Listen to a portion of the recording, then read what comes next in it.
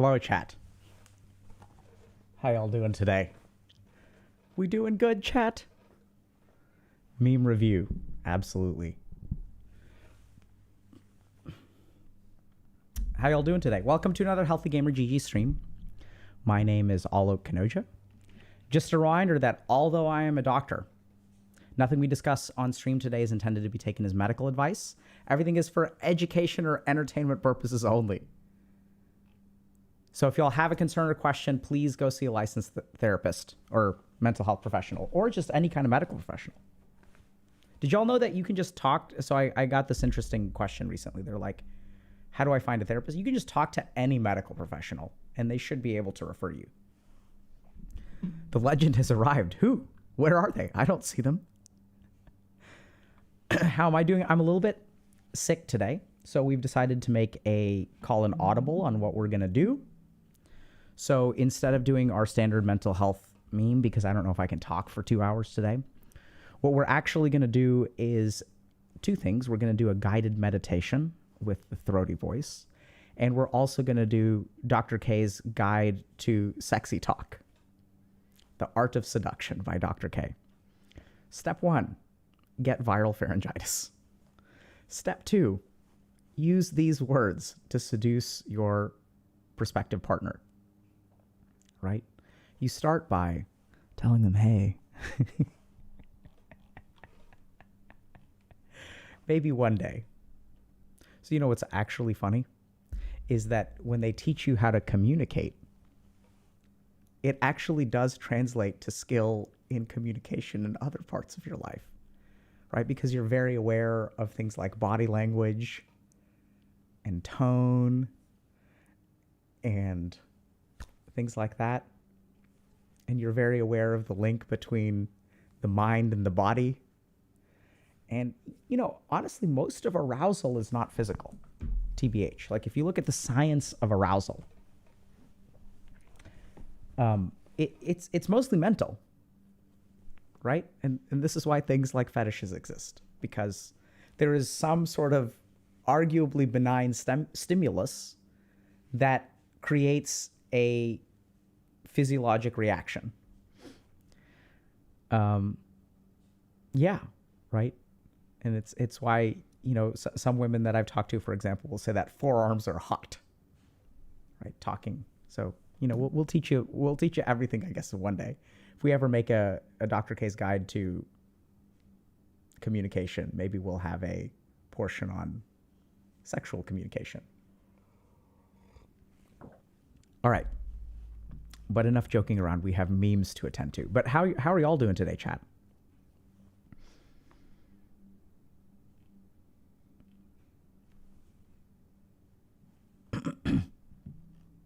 Y'all doing good? Are we on YouTube now? We bounce back and forth. I think it kind of depends.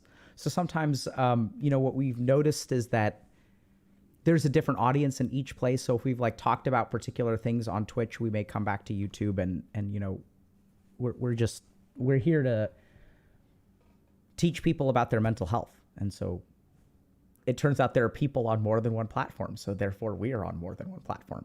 It's about as simple as it gets. Dating coach? Yeah, dude, let's go. Let's go. So, you know, our coaches can help y'all with a lot of things.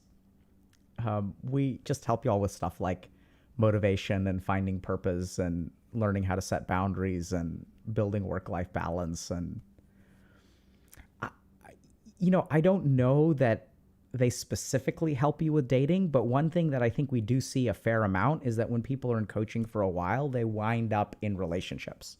But I don't know that we actually help specifically with dating. What we're usually pretty good at, though, is helping people understand, okay, what are your insecurities and issues that translate unfettered into your dating life. And if we can help you with that stuff, then it sort of translates, right? So we have a saying in psychiatry that I think we translate over to coaching, which is that all boats rise together. And it turns out that if you just make a human being like more emotionally aware and help them process their emotions and sort of help them figure out tasks and goals, and if they start becoming more successful wait a minute, hold on. No. I do not want to log out. But one second. Are we streaming on Twitch? Chat? We shouldn't be streaming. Are y'all here from Twitch? This frightens me, chat. Honestly, you know, one of the greatest regrets that I have is that... Okay, great. We're not. Okay. One of the interesting regrets of, you know, having a happy relationship, which I'm incredibly grateful for, no real regrets, but I have this morbid curiosity about online dating. Like, what is it like to date nowadays? You know, because it seems rough. You know. Oh no, this is something that my kids got me, but you know, maybe I should turn it around. I don't know that I'm the number one dad, TBH. Do you watch us on Twitch? Yes. Nope. How do I make this go away? Close poll.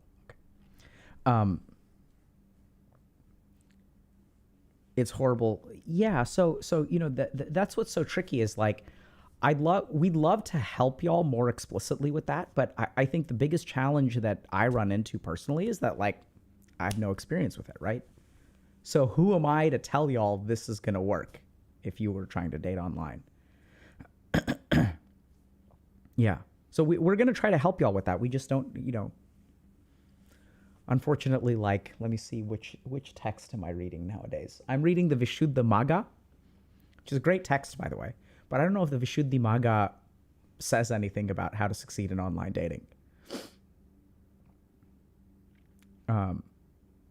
Okay. I see that someone has a question. Hi, hey, so Maddie Malone is saying, welcome, Maddie. I'm a psychology student. How did you cope during your studies? Some of the content is super confronting. How did you feel while studying? Oh, what a great question. So here's the thing about studying psychology and neuroscience especially, is that it is always incredibly overwhelming. So if you're studying psychology or neuroscience, you're just going to get overwhelmed. It's the default. And the problem is because psychology and neuroscience is so intertwined. And so what's happening is it's kind of like you don't understand what the picture is because you only see one piece of it. You learn one piece and you learn another piece and you learn another piece. But the way that our mind works is that it organizes information like on the whole, right? So once we understand what the picture is, we can fill in the appropriate gaps. But psychology and neuroscience is so difficult because you can't understand the whole picture as a whole. You have to understand one piece at a time. So what does one part of the brain do? It does this. But how does that interact with the other parts of the brain? It interacts with all of the other parts of the brain. It does this with this part of the brain, this with this part of the brain, this with this part of the brain. So it's like tons of memorization, but one day, if you stick with it, it's going to click. And if it clicks, then everything becomes easy. Like you start to like, it's cool. Like then you understand, okay, how do all these parts fit together? But it's really hard for pretty much everyone, I think, at the beginning. So neuroscience is fascinating, but it's so hard to understand. And it's because like, I'm just trying to think about like other, so like, for example, you can learn addition without learning subtraction, right? Like you can learn the equation, the area of a square without learning the area of a triangle. Like you can learn discrete pieces, but with psychology and neuroscience, it's a reductionist approach to something that is actually like irreducible, right? The mind is like a global kind of thing.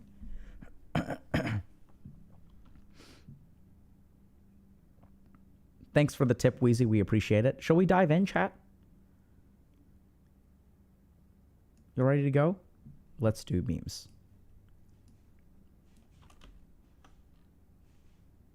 Okay. So, let us react to something. All right. Oh, what? Sorry. Muted. I got it. The reason teachers are leaving is not because of teacher pay. And I will tell you why. I'm a band director, which means I get paid more than most teachers. It's an incentive to show up and stay late, for sure, but it's not enough. Even if every teacher in the state of Texas got a $10,000 raise per year, we would still be dealing with some of the same issues we're dealing with right now. Let me just tell you what I've been dealing with in the last 48 hours. There's a list. Yesterday, I broke up an assault in my band hall. Not a fight, an assault. A kid punching another kid in the head at least 4 or 5 times. Some mystery kid decided to get creative over the last 12 hours when I wasn't paying attention and literally took every single string off of every single French horn that we own, making them unplayable. I set up a drum set station for my percussionist. I was so excited because they have been begging me all year to play drum set. It took 24 hours for somebody to break the hi-hat. People stealing and using instruments that aren't theirs, even if it's in a locker. I had another kid hit somebody else in the face when their trumpet was on their face because they were blowing it in their direction. I had another kid in the same class flip me off and then try to lie about it. And before you come at me in the comments saying I knew what I signed up for, yeah, I do get it. But I've been told from multiple people on my campus that the band kids are the best acting, well-behaved students on campus, and I still have to deal with this garbage every single day. This is not a money problem. It's not an admin problem. It's not a parent problem. It is an emotional dysregulation problem. Never in my 13 years of teaching have I ever had such a problem with kids keeping their hands to themselves and keeping them from destroying property. I understand they're kids and part of our job is to keep them regulated and to teach them how to do it, but I have repeated myself so many times this year. I have posted things on the wall. I've given them lectures. I've written them up. I've failed them. The corrective measures that we've used in the past do not work anymore. These kids do not care if they fail. They do not care if they're written up. They do not care if they get OSS. The only thing that most of them care about is how they're going to be entertained in the next 5 minutes of their life. And I try not to be a millennial teacher that blames technology because I am steeped in technology. I love TikTok. I use technology in my class all the time. But it's as if some of these kids have literally given up on life. It's like they've given up on doing anything special, and they're 12. They're 12. I was so excited to start this year because I wanted to make some kind of an impact and get back into the classroom, but I feel like I've been chasing my tail all year. I love my kids, but I'm beaten and abused and tired. The system doesn't work and we are failing them. And we're failing teachers too. Yeah, so this is wild. I had an inkling that things were this bad, but I didn't realize things were like this bad. And like, for the record, I kind of agree. Right? So this is where, let's understand this. So when you've got a bunch of bad kids, we want to blame things. We want to blame the school system. We want to blame their parents. But something has changed, right? So anytime systemically all of the kids are getting worse, I don't think you can blame parents. I don't think you can blame teachers. There's a systems change going on. And what this teacher kind of talks about is like absolutely true. And let's run through it. So the first thing that we've got to understand is that as we start using technology, the rate of ADHD is going up. And even if the rate of ADHD as a diagnosis is going up, the attention span across the whole is getting worse. So even though let's say we've increased the rate of ADHD diagnosis by, it's gone from, let's say, like 6% to 11%. So maybe we've doubled it. But what you have to remember is that the people who are subclinically ADHD, so it's not so bad that they get diagnosed. But there's a whole subclinical population which is getting worse too. So let's understand what technology does. It makes us more impulsive. It's not just emotional dysregulation. It makes us more impulsive. Okay? So we're not able to restrain our actions. There's absolutely emotional dysregulation. And that's what technology does. We've got tons of studies that show that using social media worsens our mood, worsens our attention. And so this is happening to kids earlier and earlier and earlier. I have a 7-year-old kid who asked me, when do I get my phone? I got my first phone when I was like 18 or something. And the earlier that you expose children to things that shape their brain, the worse things get. So we know, for example, there's evidence that marijuana is a gateway drug. And why is it a gateway drug? Is it because you become morally degenerate if you start smoking pot and then you start using drugs and you get off track? Probably not. What actually happens is when you use marijuana in the developing brain, it alters your dopaminergic and reward circuitry to make you more vulnerable to addiction in the future. So what's happening is these devices are being used to regulate our emotions. So we know that there are fMRI studies which show that blood flow to the brain in our negative emotional circuitry decreases when we use technology. So if I'm feeling like I'm having a bad day, I can play a video game and my emotions will be calmer. And then it'll cause me to tilt. So there's impulsivity, there's emotional dysregulation, and there's also temporal myopia. She's saying that 12-year-olds have given up on life. What is temporal myopia? When you get dopaminergic crap, you stop thinking about the future, right? Because your brain is existing in 15-minute segments. And y'all may recognize this too. If you sit down and close your eyes for 5 minutes, your brain is going to go wild. I need to do something. There's no patience. It's temporal myopia. And so all the kid thinks about is like, hey, if I ruin a bunch of violins, lol, right? And then I'm going to start filming it to become an influencer and prank people by ruining their day and all this kind of crap. It's all about immediate gratification. And this we've seen in kids with ADHD, they literally cannot think about the future. They're myopic when it comes to the dimension of time. And so we have a whole generation that is temporally myopic. And this is the result. What's the answer? It's actually, honestly, pretty simple. We need a new set of training for human beings. How do you stop technology? Can you try to regulate it? Sure. By the time you regulate it, right, and there are like hearings going on in the US about whether we're going to ban TikTok. The damage from TikTok is already done. Even if we ban TikTok, hell, we do it too. We have YouTube Shorts, Instagram Reels. Everyone has already figured out that, oh, hey, shorter and shorter form content gets people engaged, right? Damage is done. So you can do government regulation, sure. What are we going to do? Teach an army of psychiatrists? Absolutely. We should do that. But what are we going to do? Are we going to send every kid in school to a psychiatrist? Can't do that. It's the parents need to do better. Parents have never had to deal with technology like this before. Do y'all realize like how hard it is to be a parent today when it comes to technology? All your kids, everyone's kids are getting cell phones at the age of 7. So I have to start fighting this battle today as a parent. And this is the thing about parenting that we don't understand. How do you learn how to parent? You grow up with parents. You learn what your parents did, right? That's how we learn parenting. It's not like we take classes. You don't have to take a class. You just need PIV in and out, right? That's all you need. And that works. There's no parenting courses for impala or chimpanzees or human beings. And it's worked for like the history of existence of life forms on the planet. And it's not working anymore because our parents didn't have to deal with this. So they couldn't teach us how to deal with this. So what we need to do is train each and every human being. It's the only way it works. That's what we do in society, right? We teach each and every kid. It needs to be a part of school. We need emotional literacy classes in school.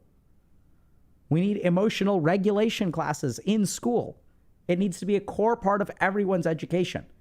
And the cool thing is, like, why do I believe this will work? Because it has. And you can say, Dr. K, what do you mean it has? This teacher is struggling. If you're listening to this right now, chances are it's helped you. That's how I know it works. Because we started this crazy experiment like 4 years ago. Hey, can we teach average people about their mental health and can they get better at life? Turns out the answer is yes. Yes. And what do I base that on? I base it on you. If you're new to the community, you may be skeptical. But if you've been with us for a while, you know what I'm talking about. Each and every human being needs to understand how their mind works, how to control your mind. how to understand what influences your mind, for you to be in control of mind instead of mind being in control of you. You want to know what the core problem that this teacher is talking about? The children are not in control of their minds. Their minds are in control of them. That's it. And as a society, why do we see mindfulness with a meteoric rise? It's because it's the one thing that is a program that teaches you how to control your mind. You want to know how to fix your life? Get control of this. Everything else is easy. Then you say it's hard, or I don't think I can. Have you ever been taught? Has anyone ever sat down and told you, hey, here's how your mind works? No. And then why? Because we have this psychology student ask this question. Hey, I'm studying psychology. It's overwhelming. Because the way that the West has studied the mind is as a population, not from a sample size of one. Freud listened to people talk and inferred all these complicated theories about the mind. The best text on the mind in the East comes from this guy named Patanjali. His text is 400 sentences, 300 sentences, 318 lines. That's it. Because he's talking about the mind from the subjective. Hey, here's how your mind works from the inside, not what is an Oedipal complex. Because what do you do with that? If you're a human being and you're like, oh shit, maybe I have an Oedipal complex, you read a book about the Oedipal complex. What do you do with that? The yogis figured out, hey, if you have a desire, here's how to control it. If your mind is wandering, here's how to control it. And we do our best to give that to y'all. Right? That's why we have stuff like Dr. K's guide, and we have these community events like Right in the Field. So if you want to learn how to control your mind, start with the guide. Join whatever we happen to be doing at the time. Right? And that's the core of the problem. Is now we have something in society that is so good at taking control of our mind. It's getting better and better and better. And it's this. Hijacking your brain. Because we don't know how to defend. And we've relied on other people to defend for us because it worked. Before 7-year-olds started asking for this. Can't regulate it away. Should there be regulation? Sure. Do teachers need burnout training? Absolutely. But we got to teach everybody this stuff. It's the only way it's going to work. Questions?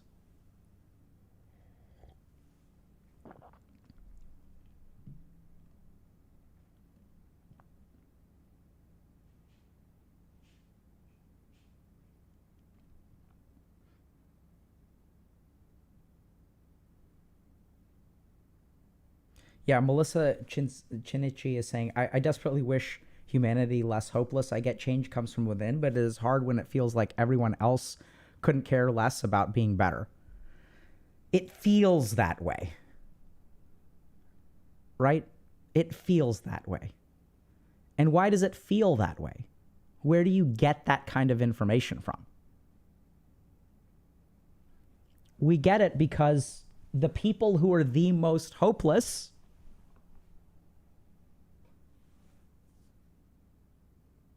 are the ones that we see the most. So this teacher, for example, is completely hopeless. And that's why she popped off. Oh, the text is Patanjali's Yoga Sutras.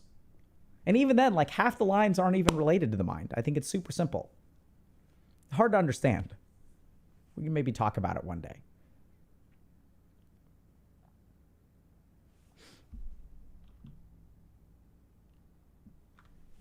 Okay.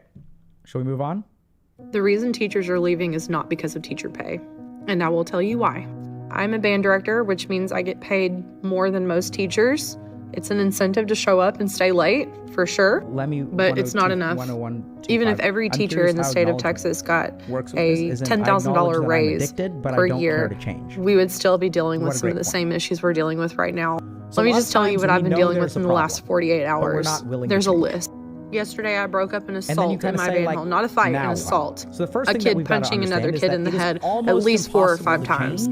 Some until mystery you know kid there's a decided to problem. get creative over the last 12 So, hours when I wasn't if paying you know there's a attention problem, but and you're like, literally I'm aware took it's a every problem, single but I'm not ready to string change off yet. of every That's single actually, French like, horn that we that's own, half of making the them journey, but it's not unplayable. the I complete set up journey. a We still drum have to get set to the, station we for have my to reach our percussionists. I was destination. so excited because they have been So the begging next me step, all if year you're to not play drum ready to set. change, It is to took really 24 think hours for about somebody to break the hi-hat. People what it stealing and costs using you to instruments change that aren't and what theirs, you even if it's in a audio. locker. I had another kid hit somebody else in the face wait, when what? their trumpet was on their face because The hell? Dude, TikTok just did it for me. Bruh. It just started. Can you believe that? You want to talk about technology inserting itself? I didn't tell it to play it again. It just did it on its own. It was like, hey, thank God I don't have headphones.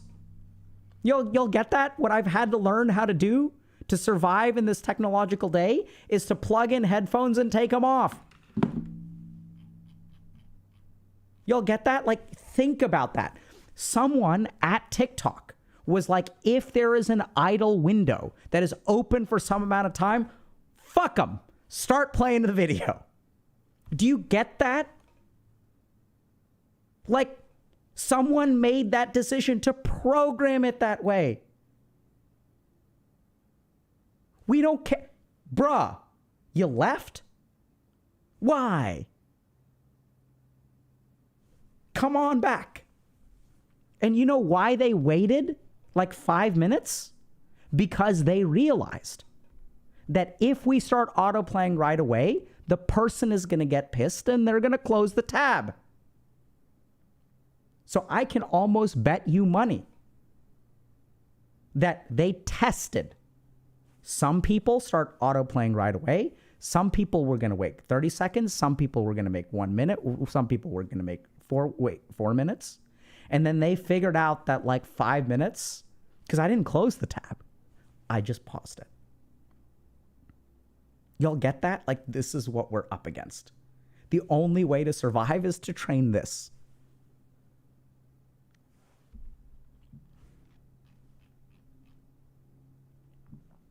All right, I don't even remember what I was talking about. Let's move on. Let's go, chat.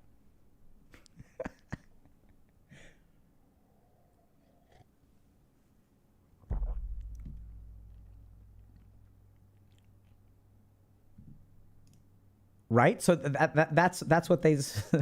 Someone's saying you can mute the tab. So now there's like this war. I guess maybe Firefox is looking out for me. Because like there's a war between like, hey, we're going to auto mute tabs for you. We're on your side. And then who's Firefox competing against? They're competing against Chrome and Safari. So everyone's in competition and they're trying to win you over. You're the prettiest belle of the ball. And once they win you over, what do you, they get you. Right? So if I'm using this platform, they get my ad revenue, they get my eyes, they get the advertisers because I'm purchasing stuff. You want to know what I want to do? I'm going to run an experiment about whether you can mine someone's subconscious by analyzing their TikTok feed. I wonder if we took 10 people. I've been thinking about this recently. And we just looked at their TikTok feed. Could I make predictions about what their insecurities are? Because the algorithm's really good at figuring it out. Is TikTok better at diagnosing depression than a psychiatrist is? We'll see.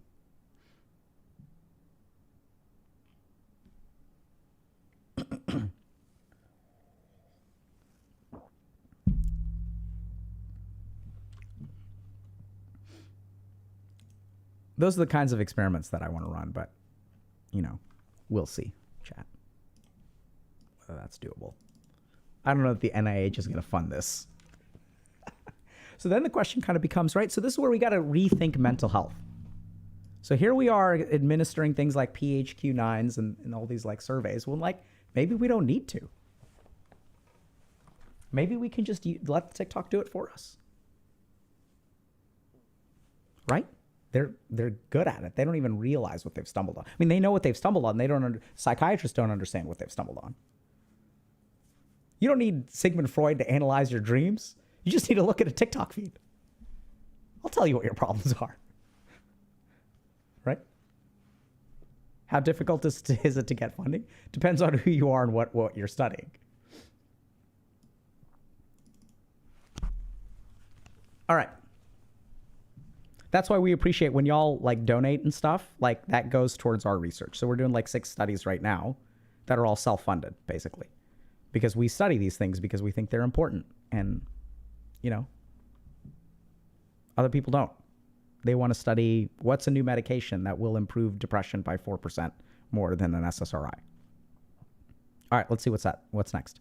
Millennials, you guys were born into a world that promised so much but didn't deliver. Whereas we were born into a world that was just and we knew it was because of the internet, so we've got very low expectations. We know the world's going to end in our lifetimes, and we just don't really care. Right? Like, one girl in Sweden cared. And that made the news. Like, we sent her around the world. We were like, look, one of them wants to live. Have you seen it? I feel like even the person who named the generations knew we were done for, right? They're like, yeah, we're going to do it alphabetically. All the older people, they're Gen X. In the middle, they're Gen Y. All the kids, they're Gen Z. I'm guessing someone at that meeting was like, hang on, what about the generation that comes after Gen Z? And they're like, yeah, good one, Craig. Come on, Craig, time's running out for them. That's why we called their app TikTok, okay?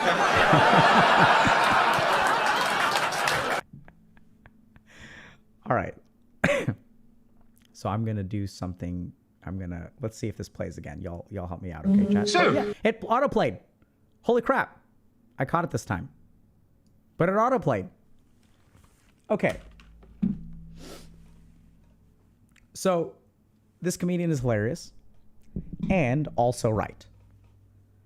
So the problem with the millennial generation is that we were sold a formula for success that did not work. So when I was growing up, they all said, go to college, get a degree, go to graduate school, you'll be special. And then with this thing behind you, don't worry about student debt, by the way. With all this stuff behind you, you're going to be successful. But what had happened is everyone had sort of figured out, at least in the US, that everyone's going to college and everyone's taken out loans. And 18-year-olds don't understand the value of a dollar. So we're just going to keep on jacking up loans and education prices and loans and education prices. And they even passed legislation in the United States that you cannot declare bankruptcy and get rid of your student loans. Corporate malfeasance, you ran your bank into the ground, you can declare bankruptcy. Commercial real estate, you can wipe that debt clean, baby. Let's go. You can wipe all the debt clean you want, except for student loans. That's the one thing we're going to saddle you with no matter what. And so this generation, my generation, got screwed. I'm one of the lucky ones, right? Because my parents had enough resources to get me through things. And then the next generation, y'all were like, hey, the generation above us is like SOL. We've mentally checked out. And now there's this existential nihilism. We even have a word for it. There's a class of people who embrace it. Doomers. These people are so common that we gave them a word. They're the doomers. Because here's what happened is that like all the stuff that was supposed to work doesn't work. And so now each and every person out there is struggling to figure out, how do I navigate the world? And by the way, it's scary because like there are parts of it that are falling apart. And then we see a rise in pornography addiction. What does that have to do with anything?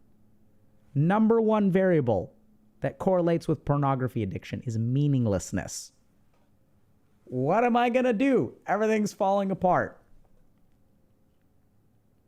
Guess I'll jerk off. And that's where we are now. This is not like a moment where Dr. K is like, and here is the answer. I have studied all of the yoga texts and I have discovered for you how to fix it. Do this meditation. Breathe. Download my app, Headspace. This one, calm. Do all these things. Pay me $5.99 a month and I will fix it. These are our answers. Pay me $5.99. I will fix it for you. all these things are falling apart. Don't worry. $5.99. Oh, because of inflation, $7.99. Now because you are sharing with your friend, no password sharing. Get wrecked, noobs. But give me the money. It's okay. I'll fix it. Don't worry. Problems? Don't worry. Buy this thing. Oh, now you have to watch out for forever chemicals. I have a new pen. This is what we do on Dr. K's OnlyPens. Okay? OnlyPens, we have this new pen that has no forever chemical. Buy this thing, it will make it better. Or your brain is busted, you cannot focus, you are failing out of school. Take this nootropic. I will do the brain hacking. Come, let's do brain hacking. World is falling apart, you are fucked in life, let's hack the brain, right? And brain hacking is just like when we do hacking in the movies and we go, and there's all those things and it's all bullshit. Same with brain hacking. Same. Because now we are going to do all these things and we are going to, don't worry. I got your back. What are we going to do about climate change? We are going to send, MIT scientists will send something into the space and they'll fix it. That's actually pretty cool. And this is where we are now. What are you supposed to do? I have no idea what you're supposed to do. What the fuck?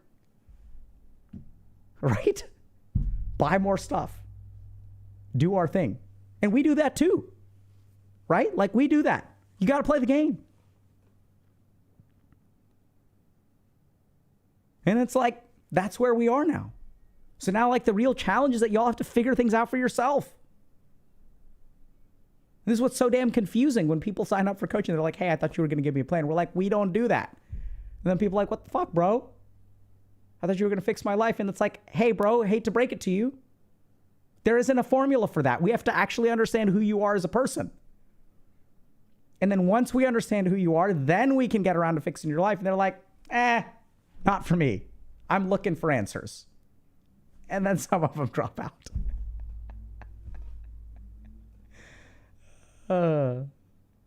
Right? It's tough. It's tough out there, chat. I hate to break it to you. It's tough. Yeah, so we try, right? We just had a video come out recently about how to control what you can control in life. So we're doing our part, right? And by all means, check out our OnlyPans to get these non-forever chemical free pans. OnlyPants, that's great. Right?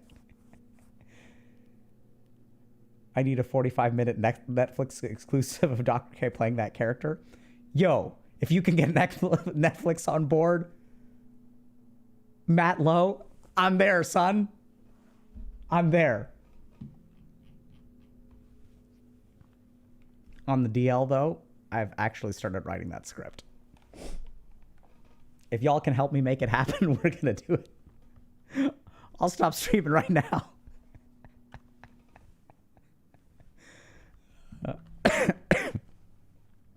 Okay, shall we move on?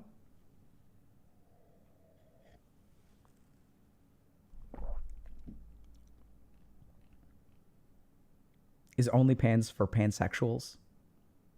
No, because we're inclusive, and so we're not only for pansexuals. We're only for pans, the physical, the cooking pan. I have not seen the 90s movie Brain Candy. Yeah. Y'all, if y'all want to make it happen, let's go. Let's do it. Okay. Let's move on. All right. We don't. Okie dokie, pokey pokey. Let's see what's next.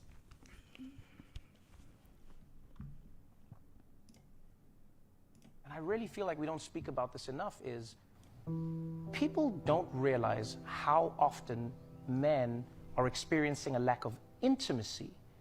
And the only place that they can experience that intimacy is through sex. We've created a society where men are so afraid to be vulnerable with each other, to be, sensitive with each other, to care for each other, to love each other. Is there anything I can do to help you? I could use a hug. I'll give you a hug.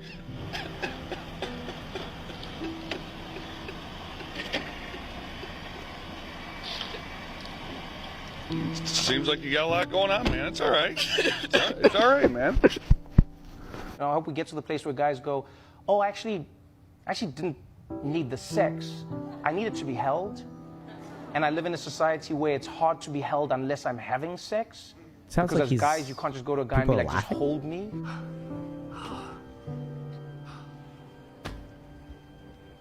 Oh, this is nice.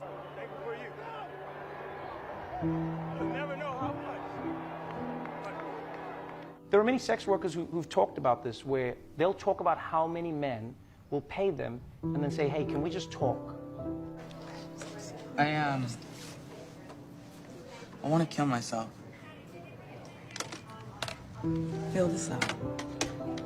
That is exactly how it works, by the way. There's no funding for men's mental health, and it's the biggest killer for men between like 21 and 45. And no one talks about it. No one even mentions it, lad. Men just kill themselves and no one cares. We need to change it. I would have gone with you to the end. Into the very fires of Mordor. You know what you used to be? No, Parik, what did I used to be? Nice. You used to be nice. Or did you never used to be? Oh, God. Maybe you never used to be. What do you want to be when you grow up? Kind.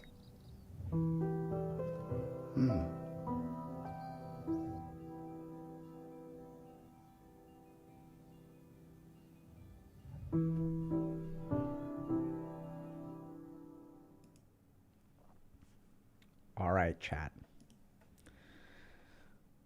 So real talk for a second. I know the music was good, and I know Trevor Noah was compelling, but this is true in a nutshell.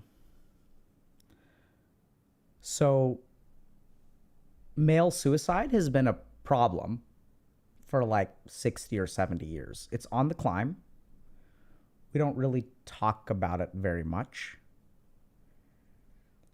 And if y'all want to know, like in a nutshell, I can tell y'all honestly what I think about it, and it's maybe a little bit surprising. So the first mistake that we make about male suicide is that it's a mental illness problem. And this may surprise y'all because you're thinking like, hey, if people are killing themselves, aren't they mentally ill? I recently saw a really interesting study. I don't know if it was a meta-analysis or not. Up to 60% of men have no evidence of mental illness when they kill themselves. Up to 60%. Think about that for a second. Because we assume that if you kill yourself, you are mentally ill. There's something busted in your brain.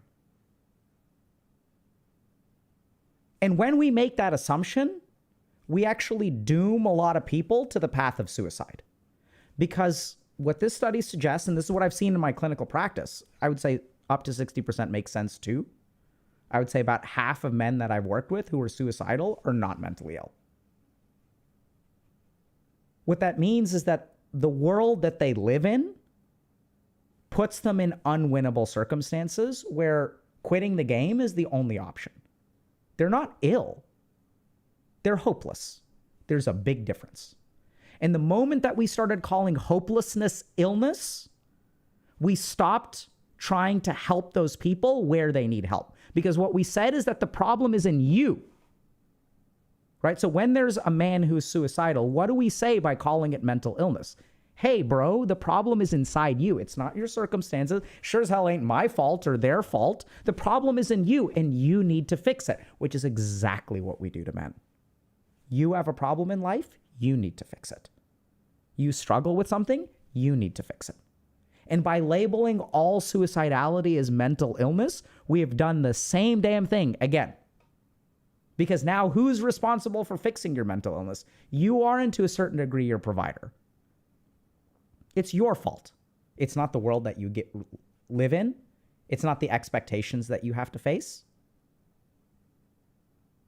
And so this is the really interesting thing. anytime we have a systemic observation about a class of people, we try to fix the system. Right? And it's good that we do that. So I worked in a jail for 3 months. It was 3 weeks before I saw a white person as a patient. Think about that for a second. And what do we know as society? Does that mean that white people are less likely to be criminals? No, not at all. We need to fix the system. But there's one system that we don't fix in favor of men. Right? And that's when it's against the men. And we call it a mental illness problem. Now, I'm not saying that suicidality is not related to mental illness. I'm also not saying that you should not seek mental health treatment if you are suicidal. Because even though 50% of them, I would not diagnose them with a disease, doesn't mean that I wasn't able to help. And because that's where the help is. And so our society has changed. And by the way, since 1990, mental illness, male suicide rates are increasing. It's gone from about 18 out of 100,000, I think, to about 22 out of 100,000. So we've gone up by like 25%, 20%. It's on the rise. And what causes this? I know it sounds kind of weird. Honestly, I think a big part that is underappreciated is homophobia. You may say, what the hell does homophobia have to do with male suicide? So when I was growing up, everyone was so homophobic. And so what are men not allowed to do? Touch each other. I remember when I first went to India at the age of 21, I had a friend who was getting married. And so he was like 28 or 29. I was 21 at the time. So his friends heard. So these two Indian dudes walk up to this guy and he puts his arm around both of them and they put their arms behind his back. And one of the dudes starts rubbing his belly. So it's like three dudes, like one dude, like a dude on, like wings of like dudes. And they're like laughing and they're like, oh, bro, like you're going to get married. And one dude is like touching another dude's belly. I'm like, what is this? This is gay. I grew up in East Texas and touching another dude is like off limits. And so as a nation and a society, we became so homophobic that dudes stopped touching each other. And so then what are you left with? The only place that you get touched is by your mom or by a romantic interest. And why is that screwing up romantic relations? It's screwing up romantic relations because now, let's assume heteronormative for a second, the women in our life are responsible not only for our romance, but are becoming responsible for the touch starvation that we have in all of the other dimensions in their life, in our lives. And so now this woman is responsible for fulfilling all of my touch needs because I'm not allowed to touch another man. I've heard from school teachers who are like, I'm not allowed to hug my kids. I can't touch them. I've had patients, mixed race couples, hugging their kid at a playground. People will call the police. If you're a mixed race couple and you're a mom and you have a kid that doesn't look like you, everyone assumes you're a nanny. If you're a dude, everyone assumes you're a pedophile. It's wild. Because here's the thing, what people don't understand is that mental illness let's talk about mental health. Mental health, the foundation of mental health is connection. Our brains, in order for our brains to be healthy, they need other human beings. So what does our gut need to be healthy? It needs like a balanced diet. What does our skin need to be healthy? We have to bathe occasionally, maybe put some coconut oil on, whatever. We have certain things that our organs need to be healthy, right? You need a certain amount of water for your kidneys to be healthy. What does the mind need to be healthy? It needs other humans or connection of some kind. And now what we've done is we've reduced the scope of mental illness we've reduced the scope of mental health to mental illness, and mental illness exists fully within one person. And just think about this for a second, right? Because our science is getting better. We have so many more brain scans. We have so many of these evidence-based therapies. We have third-generation antipsychotics, like aripiprazole, which can now be used for depression. We have all of this stuff. Our science is getting better, and we're losing the war on mental health. Why? It's because we assume it exists within one person. It's the one organ of the body that requires someone else. And this is why dogs and cats have a protective effect on suicidality and mental illness. Because if you're a dude, you can't touch other people. You can't ask people to touch you, right? Even if I say it, there's going to be 1,000 people like, dude, touch me, bro, like the pedophile creepy. You can't do that. You can't walk up to someone and say, hey, can I have a hug? What are they going to do? They're going to call you a creep. So if you really look at the research, what are the two variables that correlate the most with male suicide? It's isolation and thwarted belongingness. What does that mean, thwarted belongingness? That's a mouthful. It means this person is trying to fit in and the world is not letting them. And I've seen this in men who are privileged. One patient, I'm going to call him Thor because he's like Thor. He's tall, he's handsome, he's muscular, he's successful. And Thor is on the verge of suicide. And everyone's confused why. He makes 7 figures a year, happily married, has kids. And what happens if you're a successful man today? If you do your duty, people come and ask you for help. Right? Because that's what a man's supposed to do. You're supposed to help other people. You can't look out for yourself. That makes you an asshole. So soon he's taking care of this person, and now he's taking care of this person, and now he's taking care of his parents, and he's paying this person's medical bills, paying this person's mortgage, and the people keep coming and keep coming and keep coming. On the flip end of the spectrum, I remember working with a guy in jail. He's in jail at the age of 19, suicidal.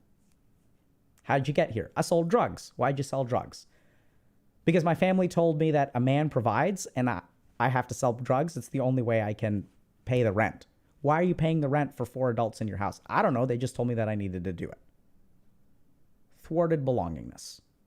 You try to do what people ask you to do, and you're not allowed to ask for help. And by the way, you're mentally ill, so take this pill. One day, at the end of a therapy session, Thor told me that he loved me. Now, this is a problem for a psychiatrist. We literally have classes about this. Don't tell patients you love them. And sure as hell, don't hug them. I've had some supervisors tell me that you should never touch a patient. There are good reasons to believe that because sometimes people are traumatized and whatnot, right? So I'm not saying that it's bad, but it's like, now what? Like, this person has no men that he can say this to. And we've formed a bond. And now what do I say? I didn't know what to say. Because all my training in that moment, what did I want to say? I wanted to say, I love you too, bro. And then it would have been done. But I can't do that. Right? So the one person that men are allowed to go to and they can convey their feelings to is not allowed to tell them that they love them. Like, by our professional standards. So I made a real 5-head move. I just started crying because I felt so sad. Because that's what I wanted to say, but I couldn't. And so I started crying. Turn on the waterworks, baby. Trump card. And then we had a good cry together. Right? And I think he got the message. And then we hugged. And I talked to my supervisor about it. And we kind of, talked about it and things like that. And this is the problem today. Is that we're not taking care of men because we expect men to take care of themselves. And even by labeling it mental illness, we're reinforcing that thing because then it's not our responsibility. It's their responsibility. And despite advances in mental health and mental health treatment and all this kind of stuff, male suicide is still on the rise. And no one's talking about it. Why? Because they're privileged. Why do we need to help the privileged? Right? And there's a good argument for that too. And now, today, we're invalidating their experiences. People are asking for help and we're shooting them down. We're like, hey, it's all stupid mental illness inside you. And by the way, we did that to women for decades and centuries, and that was terrible. Centuries, 200 years. When women complained, we as a profession of psychiatry called it hysteria. You're upset, girl, it is because of your uterus. We don't have to take your complaint seriously because you're ill. Your uterus is making you act that way. And that lingers today, where when women get upset, people don't take them seriously. Oh, you're just being emotional. Whether you're being emotional or not, you can still have a valid complaint. The medical profession does this. I've heard horror stories about gynecologists, who are usually men, by the way, who don't take their patients seriously because they're women and they're emotional. Still lingers to this day. We did this shit for 200 years. I hope we learned our mistakes so that men don't have to suffer it too. Is that fair? No, but I don't want fairness in this situation. If we screwed up and we did an injustice to an entire 50% of our population for 200 years, I'd hope we can learn from that and not do it to the other half. A win here is not equality. A win here is learning from our mistakes. So if you're a dude who's struggling with suicide, by all means, go see a mental health professional. Doesn't mean you're mentally ill, but it also doesn't mean that mental health professionals can help. They can help. They can absolutely help. And it can be so awesome just to learn, hey, I actually do not have a diagnosis. This is an appropriate reaction to a terrible situation. There's nothing wrong with me. That can be liberating. And for the rest of y'all, try to hug someone that you know. Ask dudes in your life, do you need a hug? And for those of you that have been burned by hugging men, which I don't blame you for, if you're not ready to do it yet, don't do it. Right? Because this is the problem, is like, we can't really blame women for this one, because sometimes when women are enter in this space and they offer a hug, dudes are so starved for any kind of thing that we don't know how to deal with it. And then we dump all of our needs onto this person. And we become inappropriately attached.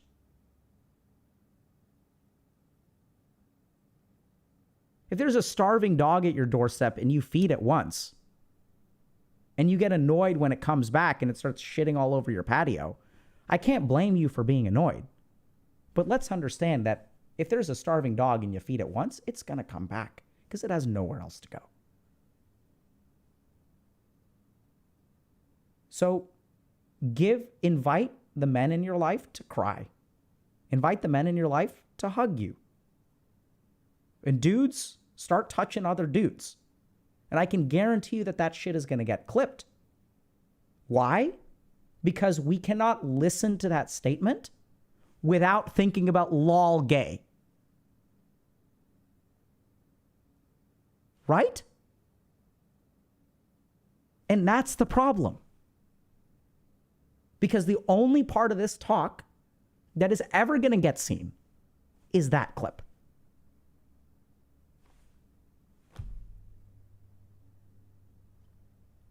Questions, I guess.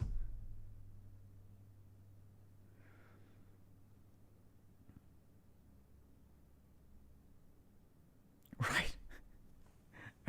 Like people are saying, Oscar's like, start touching people up. Yeah, man. Because the memes is what spreads.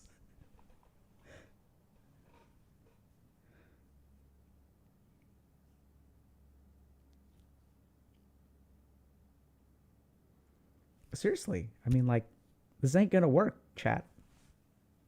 It's not working. What we're doing is not working.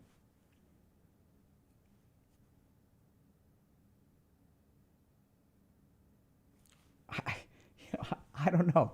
I just know what people need. If you want to offer it to a stranger, go for it. And for the record, it's not like, I mean, we talked about a woman like a week ago who's struggling with touch starvation. So we're starting to see equality, but in a really bad way.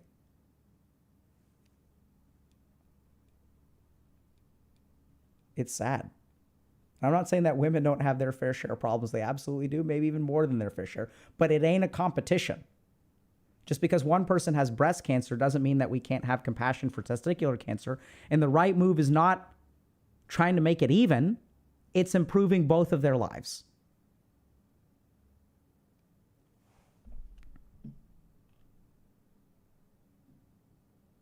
Yeah, so Josh Hutchinson is saying big virtual hug. So I'm blessed. So first of all, thank you. I appreciate it. And this is the problem. Because what's happening in society is that we are getting technology to start fulfilling our needs. Instead of interacting with someone and purchasing groceries, I can have them delivered to my house without a single interaction. Instead of going somewhere and ordering food and interacting with a waiter or waitress, I can now have something delivered to my home. Instead of playing games with other human beings like soccer and football and tag. And I used to play a game with kids on my street called multi-type, which was like when you pick a brand of a particular thing and then you get to use that thing in some kind of imaginary competition. So like my brother picked Lego and I picked G.I. Joe. So like when we were playing, he could use Lego things and I could use G.I. Joe. I don't even know what the game was. We used to make that kind of crap up. But now we have video games. So we don't need to interact with another person. And now we even have, you know, what used to happen is if I'm struggling at work, I would go talk to a mentor and talk things through with another human being if I'm struggling. Now I have ChatGPT. That does a better job than a mentor can. We're substituting all of our needs through technology. But there's one need that technology has not been able to reach yet, and that's physical touch. And boy, when that happens, we're GG'd. Right? We've got devices. We have AIs, we've got waifus. This is all coming together. And soon we'll have someone that can talk to you, can listen to your problems. Something. And there'll be a physical component. But so far what we're seeing is that technology is like a half-life. It makes us like a vampire. It doesn't give us like the full thing. It just gives us a fraction of the thing.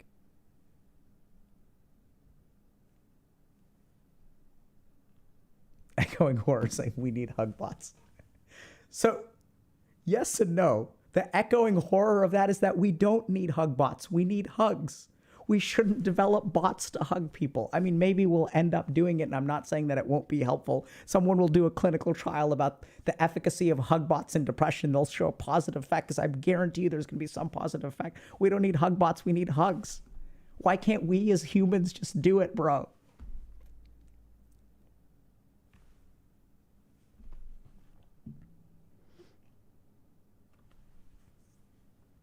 Well, you know what may save us, seriously, is like cats and dogs.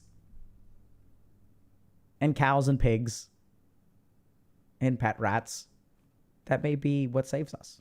They're doing good work. I don't think we don't really acknowledge, when we talk about solutions to the mental health crisis, we don't really acknowledge that like our best allies, right? This is like, I don't know, like the Rohirrim showing up at the siege of, what's that? Can't believe it's an embarrassment that I'm forgetting the name. Helm's Deep. The Rohirrim showing up is like cats and dogs. Like they're the only thing that's keeping us in the game. We don't even realize it. Do you need a hug? I would like one, but thankfully I'm lucky enough to where I've got a family that can give me that. Right? And the real challenge is that for a lot of us, we only get it from our family. And I got it when I needed it. But, we can't, as men, we don't cuddle with each other. And that's a tragedy. Right? That's why we have cats and dogs. and romantic partners, and to a certain degree kids, but only until a certain age. Right?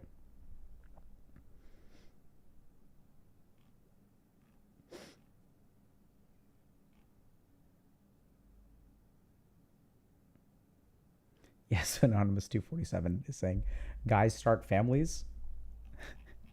You need help with that, and that's my point. As a dude, you can't start a family. Someone else has to start one with you. You have to join one. For dudes, it's just solo queue. And that can be a sad way to play the game of life.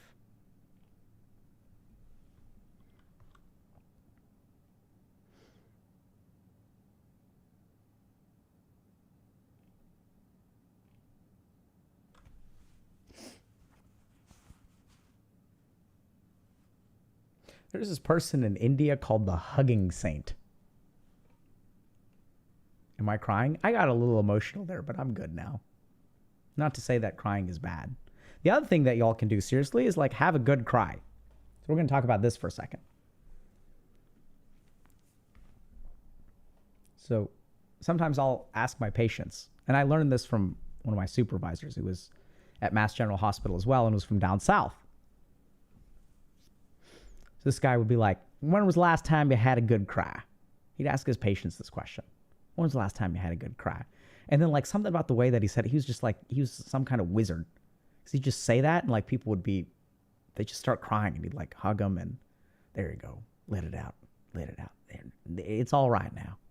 It's all right. He just like had this beautiful, silky smooth Southern accent. And the thing is like, we don't talk about having a good cry. Even the men that I worked with especially, they can have a bad cry. They can go into the corner of their house when no one's around and be in isolation and cry. That's hard for a lot of dudes. But the good cry is something that's really hard to find. The good cry is when you're crying, usually someone else is there and then you feel good. We know how to feel bad when we cry as a society, but we've lost the ability for the good cry. And that's what happens in therapy, right? Half of therapy is the good cry. It's like the cry, and it's like, you know, and I usually like talk about hugging my patients and stuff. We figure out what the right boundaries are, and then we'll have a hug. So I hope y'all are able to good cry and give other people around you the chance to good cry. Just ask them, when was the last time you had a good cry? And people will be like, what's wrong with you? You're like, come on in. You know, and give people that chance. It's okay to cry. You don't have to fix it. Especially as dudes, we want to fix everything. You don't have to fix it. Just let them cry. Let it be a good cry.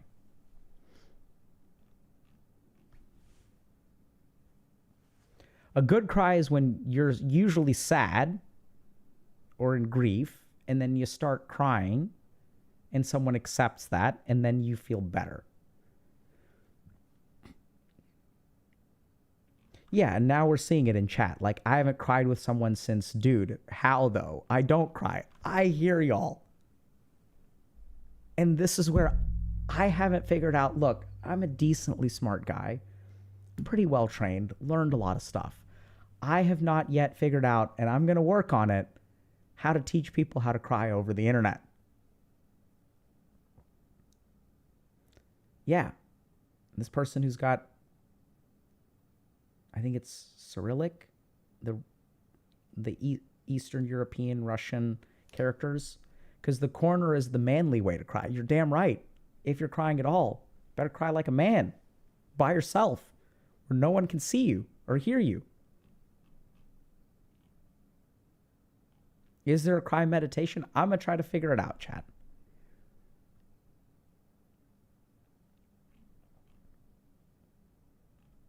People are like, I haven't cried in 10 years. Okay. And we see that sometimes on stream when we interview people, right? Like, so I know we can try it now. You want to try it? Let's try. So the first thing is, it's really sad that you haven't cried in a long time. Seriously. Like, think about the life that you have to live where you are not allowed to cry. I mean, sure, you're allowed to cry, but you can't actually do it. You can't blame anyone for not crying. Right? People will tell you that it's okay to cry, but you know it's not okay to cry because people will treat you differently. And that's sad. And it's honestly kind of tragic that you've had to carry this around all by yourself for such a long time. And there's no end in sight, and you've kind of given up on that. Because it's been 10 years, what's 11? What's 12? What's 13? What's 14?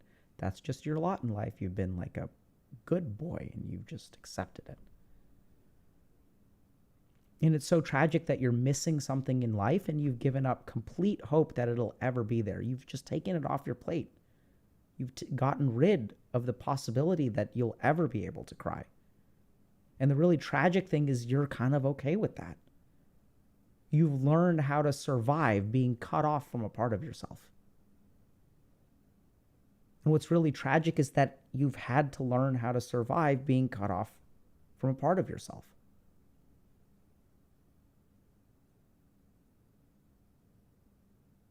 And you deserve more. You should be able to cry and not be judged for it. People should be able to respect you, even if you cry. But you've lived a life where that just hasn't been an option.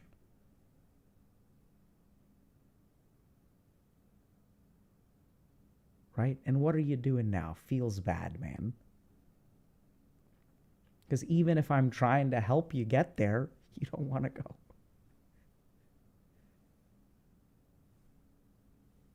And that's okay. It's okay that you don't want to go. It's okay that you're not ready yet. It's okay. You're not doing anything wrong. Right? Whatever you're doing right now is totally fine. Don't beat yourself up for it. I'm not going to judge you for it. I'm not going to say, hey, you should be crying. If you want to cry, cry. If you don't, that's okay. We're going to be patient. And whenever you're ready, we're here.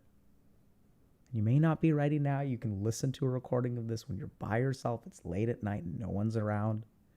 Whenever you're ready, you can do it. You can do whatever you feel like. It's all okay.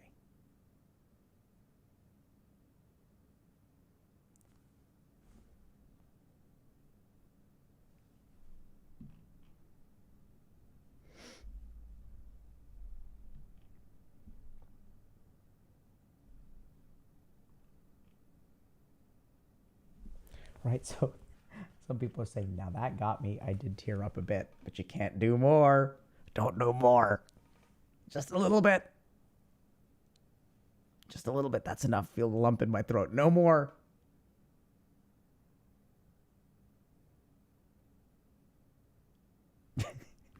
So Shuyi is saying, you're making me want to hug and cry with everyone. Yeah, that's what we need to do.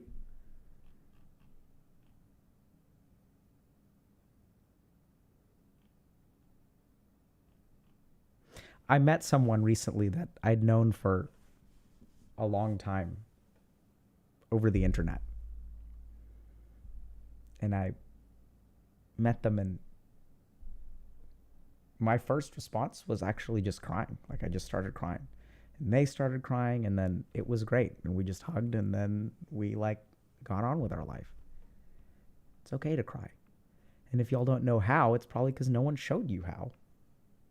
Right? If you're a dude, did anyone teach you how to cry? Did your dad cry in front of you? Did your dad cry with you? Did your brothers cry in front of you? Did your brothers cry with you? Did your friends cry with you in front of you? Of course not. Then how the hell are we supposed to learn? What you did learn from them is your dad got kind of emotional and the lump was in his throat and he choked it down. And so what did you learn? You learned how to choke it down.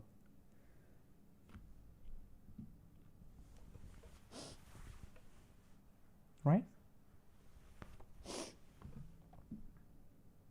Yeah, someone's saying, I took shrooms and it helped. I'm happy it worked for you, but I wouldn't recommend it. All right, shall we move on? Yeah, fist bumping is how men hug nowadays. That's the problem. should fist bump with your whole body.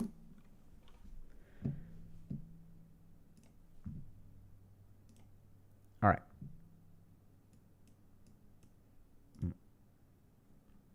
Let's do this one. Oh. I'm going to tell you what it's like to be a mom in America right now.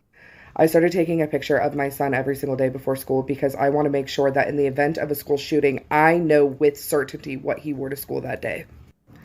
I told my son that even though the teacher tells him otherwise, I want him to be the last in line if the fire alarm is pulled, because statistically, it is a higher chance that an active shooter is pulling the alarm to lure the children out than an actual fire. I refuse to get my son light-up shoes because he can't hide in a closet if his shoes are lighting up. I'm adding a bulletproof insert to my kid's backpack for his school supply list next year. Meanwhile, people are more worried about their Second Amendment than my soon-to-be second grader.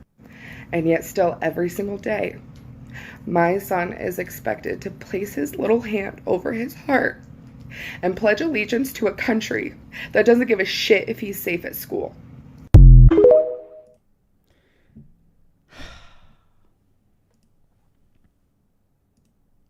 I don't know, chat. I mean, things are so messed up in America right now.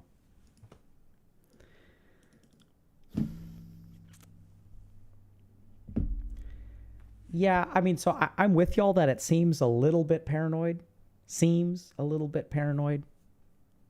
Right, but I want to say that we've had something like 300 mass shootings in 2023 in America.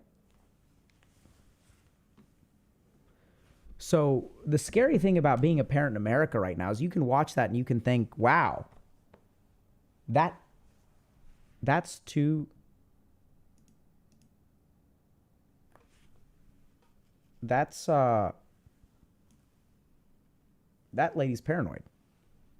But here's the thought that I think a lot of parents are having in America, which is, how paranoid do I need to be to keep my child alive?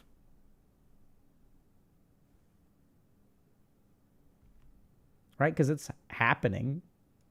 There was a school shooting a few months ago, about like 60 or 70 miles from where I live, maybe a little bit more.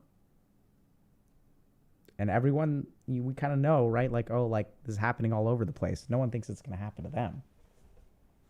Do you want to take that kind of chance with your kid's life?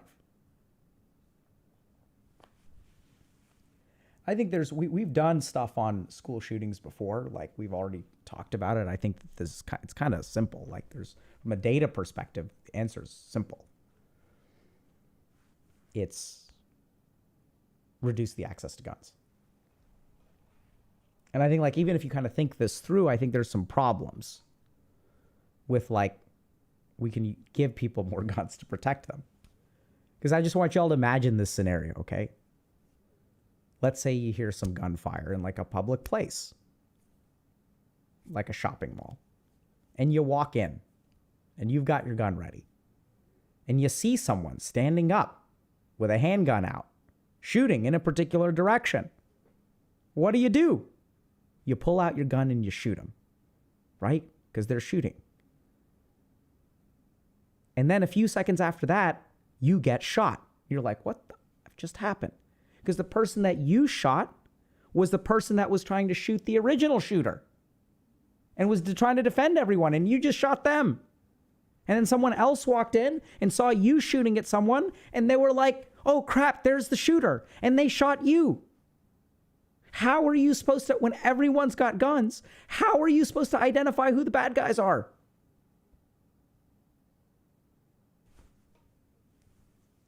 Like, really, like, I'm not trying to be political here.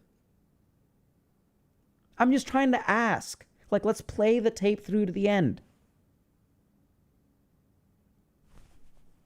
Like, literally, what do you do in that situation? Now there's like 4 people shooting at each other.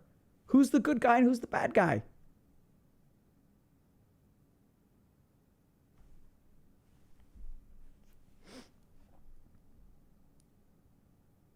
Right? All y'all are saying, turn friendly fire off. Yeah. So video games have controls like that. Real life doesn't. You can't turn friendly fire off in real life. There's no way to do that.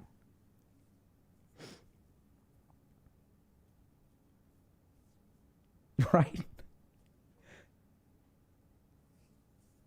That's the problem. This is why you could play FPS games. Like, have y'all ever played an FPS game with friendly fire off? Any kind of FPS with friendly fire off is a train wreck. This is why all of the FPS games have friendly fire on. Right? Where you can't hurt your allies, because otherwise you literally cannot play the game. There's no point in strategy, tactics, victory, because you're just going to be shooting your allies and it's GG. That's the world we live in. The actual real world we live in is that. You can't design a game like that because it's fucked. The only salvation that we've got is that there's no auto aim. There's no aim assist. Only salvation we've got.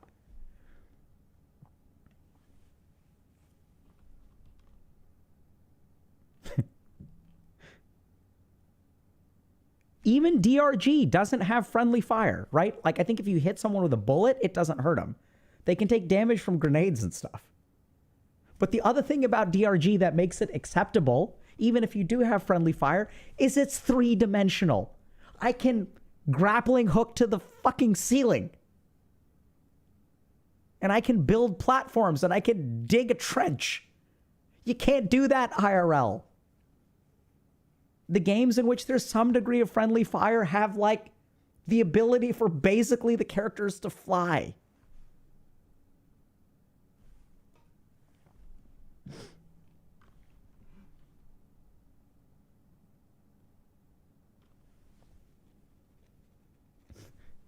DRG mentioned, of course, DRG is epic.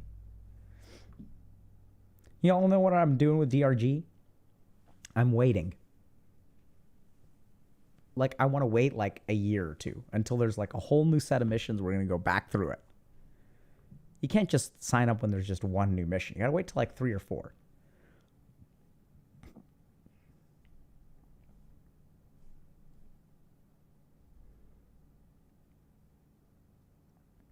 Life has a bad game design? Bruh. Life has arguably the worst game design. Arguably has the best.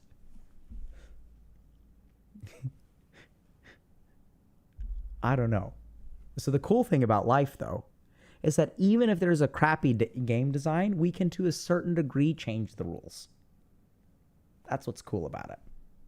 So we have some command console functionality. Right? We have things like science. You can at least party up and tackle problems together.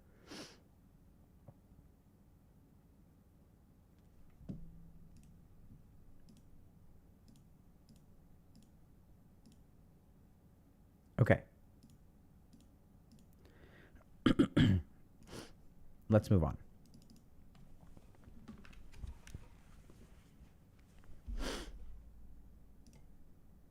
Sorry, y'all, if the last one was too loud. If death is just the end, what's the point? What's the point in what? Living. Might as well just kill yourself. This one we need higher volume, right? But if death is just the end, what's the point? What's the point in what? Living. Might as well just kill yourself. So if you're watching a movie and you're really enjoying it, something with Kevin Hart in, Yeah. and someone points out that this will end eventually, do you just go, oh, forget it then, what's the point, and just turn it off? No, because I can watch it again. Well, I think life is precious because you can't watch it again. I mean, you can believe in an afterlife if that makes you feel better. Doesn't mean it's true. But once you realise you're not going to be around forever, I think that's what makes life so magical. You know, this place makes me wonder. Yeah, what's that, boss? Which would be worse? To live as a monster? Or to die as a good man? One day you'll eat your last meal, smell your last flower, hug your friend for the very last time. You might not know it's the last time. So that's why you should do everything you love with passion, you know? Treasure the few years you've got, because that's all there is. I watched Ride Along 2 5 times. Well, you haven't wasted your life then. What? Oh. Beautiful. Gotta hand it to Ricky Gervais. Doing some strong work there. All right. So there's one really important thing to understand. And that is time is a scam. Okay? So if we think about what screws us up, most of the time in life, it is time. Why do you waste today? Because there is tomorrow. That which can be done at any time will be done at no time. Why is procrastination so successful? Procrastination is a solution, by the way. I wait till the last minute to get things done. Time, in our conception and relationship with time, causes us so many problems. So if I think about eating some food, the enjoyment from the food is in the food. Everything else is a scam. Oh, I can eat it tomorrow, so I'm going to take it for granted. Therefore, I don't enjoy it. Appreciate today because it'll be different tomorrow. You know, when everyone who's asked these questions, what do you wish you knew when you were, now that you're older, what do you wish you knew when you were young? People like, take care of your body. Right? Which is true, by the way. Why should you take care of your body? It's because in order to be healthy, the older you get, the harder you have to work. It's like an exponential difficulty curve. Right? It's kind of like one of these games that, like, there's round 2 and round 4 and round 8. They don't end. You just keep going until you die. That's what life is. And it gets exponentially harder because your back hurts and your immune system starts falling apart and your kidneys are falling apart. And now you need dialysis and you can't think clearly because you have so much ammonia and nitrogen in your brain is clouded. In your 20s, you could be like, eat shit, don't take care of your body, and still, like, everything works. Time is what screws us up so much. Right? I'm 30 years old. Should I go to college? I'll graduate when I'm 34. 4 years from now, you're going to be 34 anyway. I got a late start in life. Other people are ahead of me. Someone else graduated when they're 16 and I'm 18. I still haven't graduated. Time screws us in so many ways.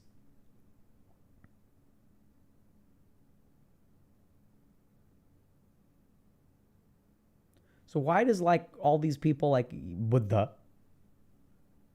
what do they do? What is all this crap with meditation and stuff? The point is to get rid of the dimension of time. If you can get rid of the dimension of time, your life will become so much easier. It's kind of weird. Say you're eating a sandwich. Can you get a better sandwich in the future? Are you comparing it to your sandwiches of the past? Both of those will decrease your enjoyment. This is a sandwich, and this is it. Even if there's a food that you dislike, if it is the only time in your life that you are going to get to try that food, you will actually enjoy it more. Today is all I have.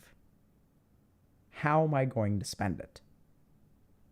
And you may say, okay, if today was the last day of my life, I would live the most hedonic day of my life.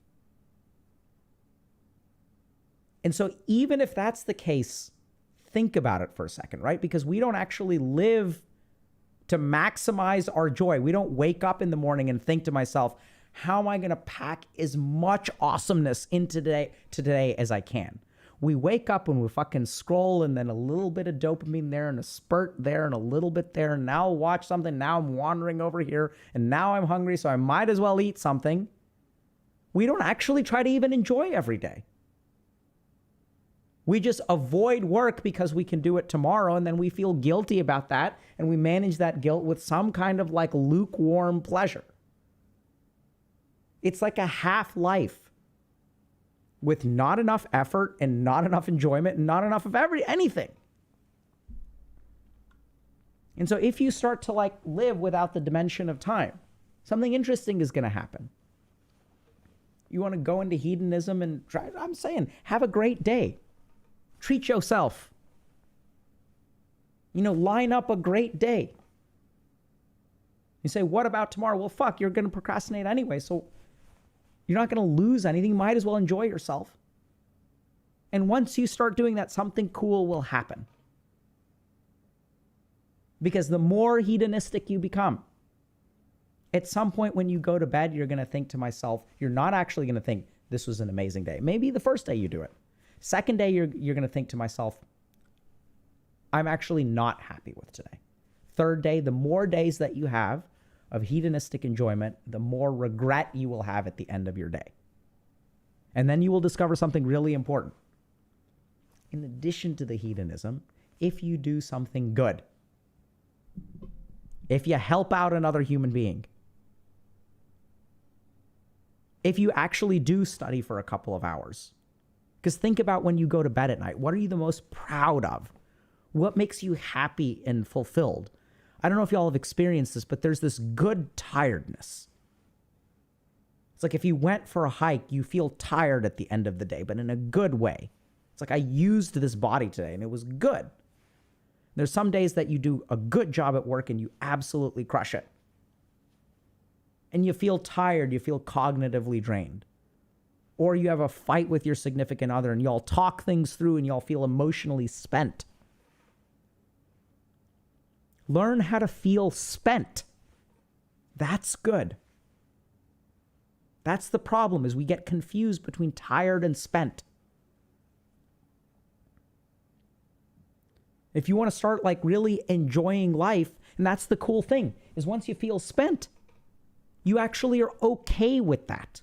Even if it was painful in the moment, you feel good about yourself. And then what'll start to happen is you're going to start cultivating that, because the hedonism isn't enough. And when we say live every day to the fullest, this is what we're talking about. Be spent at the end of the day. Not tired, spent.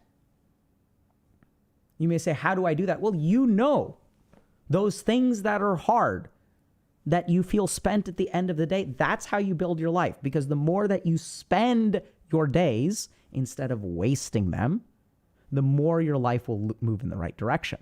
And don't get scammed by your mind, because your mind will say it isn't enough. It hasn't happened yet. Our mind screws us with the dimension of time.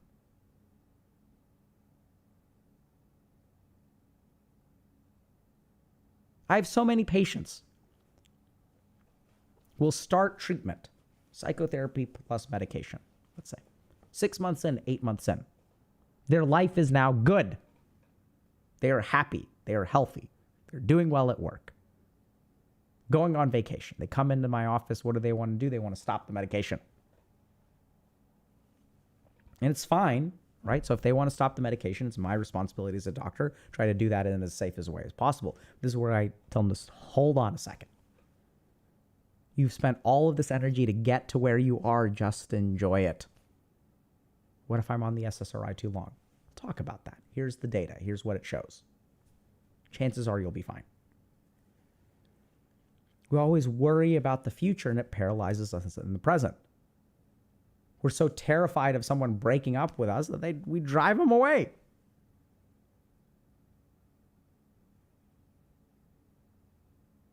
If you're in a relationship, enjoy it.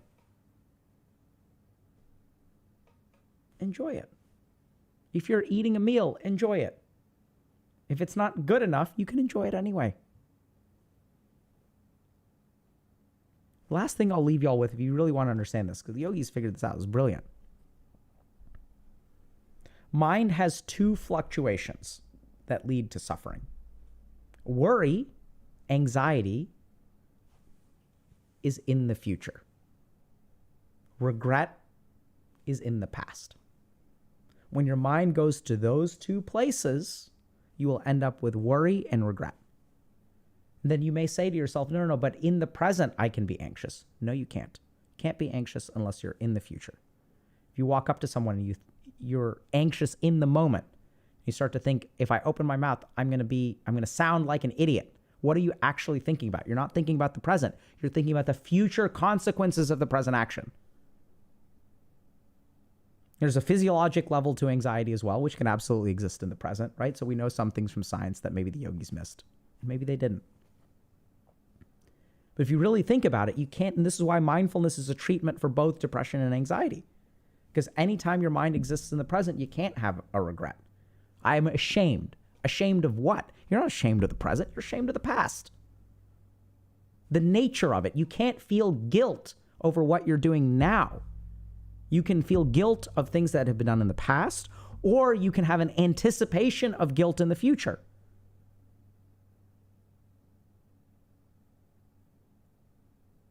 We experience guilt in the present. It's the only time we experience things. So if you can free yourself of the dimension of time, you're freed of a lot of different things. Questions? Good night, Samuel.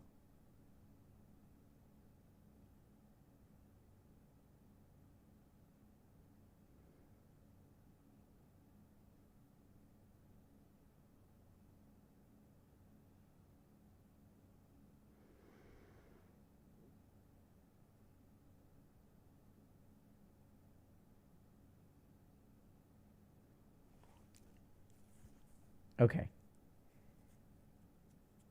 Yeah. Well said. See, time isn't the cure. Time is the wound. Brilliant. Time heals all wounds. Time also causes them.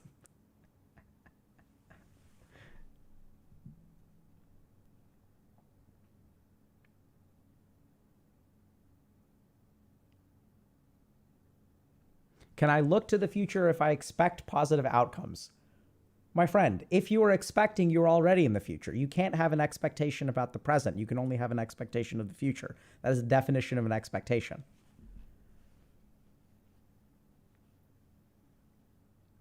For those of you that are asking about executive dysfunction and efficiency, check out Dr. K's Guide to ADHD and Doing Stuff. We'll teach you how to do stuff.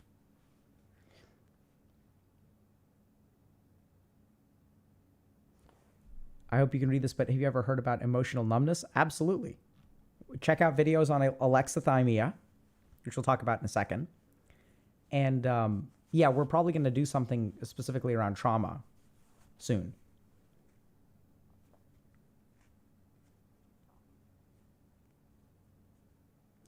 So can it be both? So let's understand how time can heal all wounds.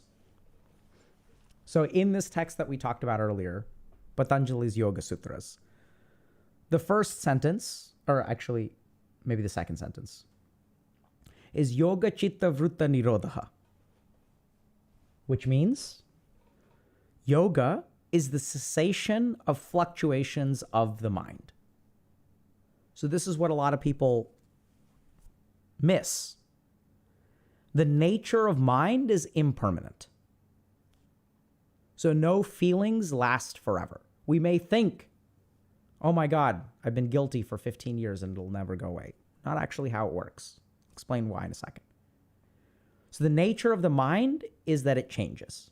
This is why we get bored, because the mind can't sit on one thing. It needs something new. I'm bored. Give me something else. The other thing about the nature of mind, so if we think about a fluctuation, so there's a still mind and then there's a fluctuation. What is a fluctuation? It could be a sensory input. I see something, I smell something delicious cooking, now I'm hungry. It could be a memory, right? So now my mind is thinking about this thing. It could be an emotion. But the nature of emotions is that they don't last forever. So the mind also returns to homeostasis. This is the cessation of the fluctuation of the mind. And you may say, but what about emotion? Well, let's think about that, right? So how long does the happiness of your wedding day last? Groomzilla and Bridezilla want the perfect wedding. So I can have my perfect day of happiness. And if you have your perfect day of happiness, are you happy for the rest of your life? No. Unfortunately not.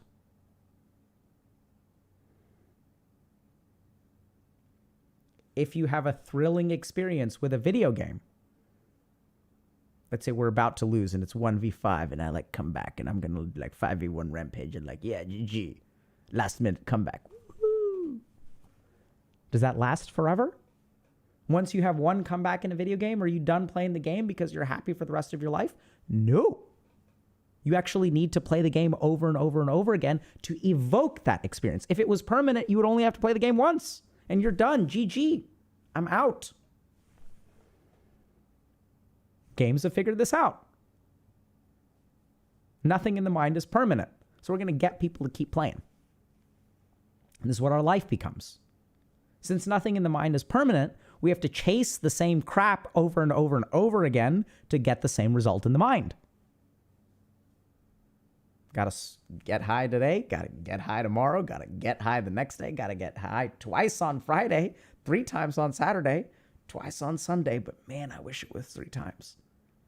Got to queue up again, got to find a new game, got to do more. This sandwich is good, I need to find a better sandwich.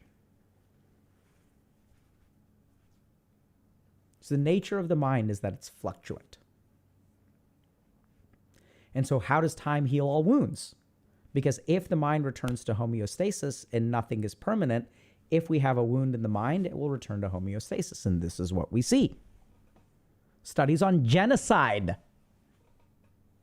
show that populations who experience genocide, not everyone even gets diagnosed with PTSD. Some people are resilient and actually come back to normal and live healthy, normal lives.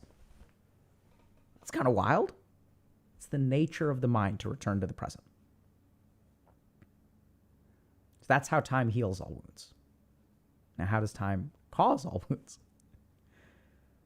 Because it is in that dimension of time that the mind suffers. So when you enjoy something in the moment, it's chill. In fact, your mind shuts off. I learned this the most powerfully when I was walking on the beach one day. I was walking, splashing in the waves, and I was watching a sunset, and it was like a perfect moment. Holding hands with my wife. My wife is pregnant with our first kid. She's quite pregnant. We know that hell is going to break loose pretty soon. Baby's coming soon, and then it's like game is over. Life is over. But in that moment, it was a perfect moment, and it was just perfect. For me, anyway. She was like 8 months pregnant, so she may have had difficulty. And then our mind adds the dimension of time. If I start thinking about the future and how I won't be able to do this again, it destroys the moment. If I start worrying about the past, it destroys the moment. Literally, when people are filled with regret and shame and guilt, with negative self-attitude, in depression, food becomes tasteless. Life feels empty. I've been dumped. I can't taste food in grief. I become anhedonic. The food is the same.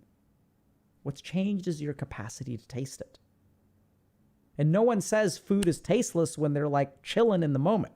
Everyone says food is tasteless when their mind is filled with regret or worry. I can't relax. Why not? Because I'm worried about the future. You can't be worried about the present. You're worried about the future. The only place that worries exist. The nature of a worry is that it is a thing that has not happened yet. That's the definition of a worry. The definition requires the dimension of time. And so with all this meditation crap, what are they trying to do? They're trying to teach you to come to the present. And once you start coming to the present, you get good at it, then you become peaceful. And what's kind of wild is like this is why people with meditation can handle hardship. I was in the OR one day, operating room. I was a third-year medical student. And one of the surgeons got pissed at me. For many of my colleagues, that would send them into a tailspin. Because my colleagues are like people who are straight-A students. I was like, man, this guy's an asshole. That ain't on me. right? What's happening in this moment? If the dude gives me a bad grade, he gives me a bad grade. I didn't do anything wrong. I can't actually do anything about that. Right? It's kind of weird. Oh, but you're going to get a bad grade. If I get a bad grade, I get a bad grade. Irony is I got honors in the rotation. One of his colleagues tried to convince me to be a surgeon because they realized that I wasn't doing anything wrong. Right? But we get so bent out of shape about crap that is out of our control in the future. If I get a bad grade, I get a bad grade. What, am I going to get kicked out of school? No.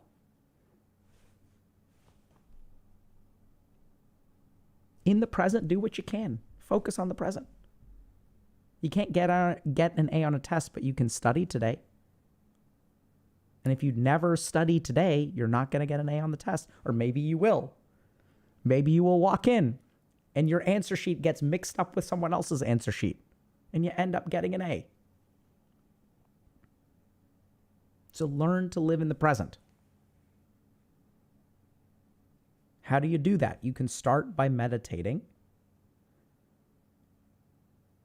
But practically, it's just like be where you are right now.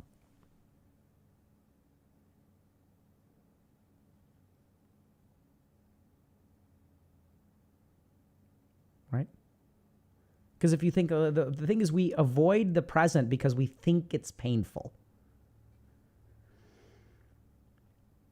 But most of the pain that actually happens in our mind is not from the present. It's actually from the future and from the past. Because even if you think about it, you all may say, but no, Dr. K, I hate studying.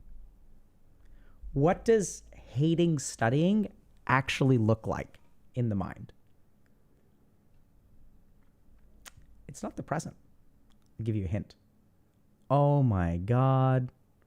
It's been 15 minutes and I've only read 1 page. I have 47 pages to go. That's what hating studying looks like. It's the future. Oh my God. I've studied for 3 hours and I don't even remember what I studied in hour 1. That's what hating studying looks like.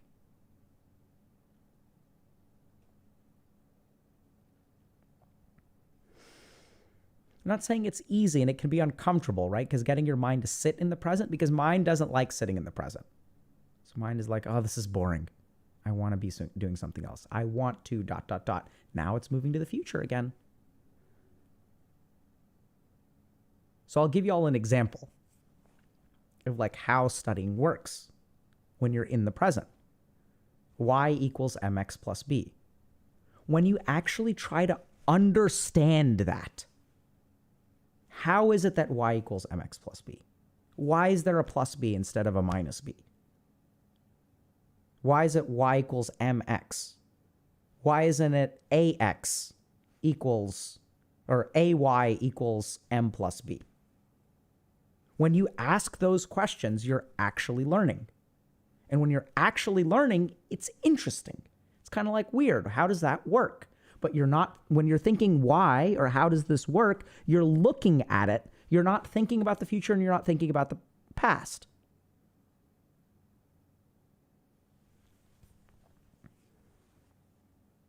Right?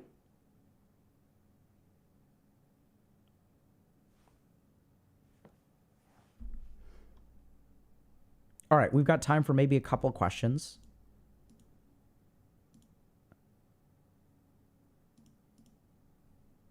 And then we got to wrap. Yeah, so, there's one thing, there's one big shortcoming of this whole philosophy that I haven't been able to conquer. And that is nausea. So here I was thinking like, oh my God, I've discovered pain comes from the past and regret. And suffering comes from the future and anxiety. You cannot suffer in the present. You can suffer in the future and you can suffer in the past. You cannot be anxious in the present. The anxiety is about what is the future. And then I got a stomach bug and I started vomiting. And I vomited so much and I was sitting there and I used all of my yogic training because my stomach was terrible. And I felt nauseous. And I was like, I've learned the yogic secret. Suffering is in the future. I didn't give a crap about vomiting 5 minutes from now. I was like, this is terrible. I wish this would go away. I can't wait until I get to the future. Please, future, come now. I don't know, man. And I'm sure there's an enlightened person out there who maybe knows the answer to that question. I couldn't detach from it. And even when I work with patients with anxiety, one of the things I'll teach them, I'll teach you the secret. I'm Dr. K. Come learn the secrets of anxiety. It is in the future. And then they have a fucking panic attack. They're like, I feel like I'm dying. Are you worried about dying? No, I conquered that part. It just feels like my heart is going to stop beating. My heart is sending me signals that get activated when people are dying, and my brain is getting the signals. I know it's a panic attack. I'm not worried about the future, Dr. K. I'm getting the signals that I'm dying, and they hurt. I'm like, yeah, I don't know what to do about that.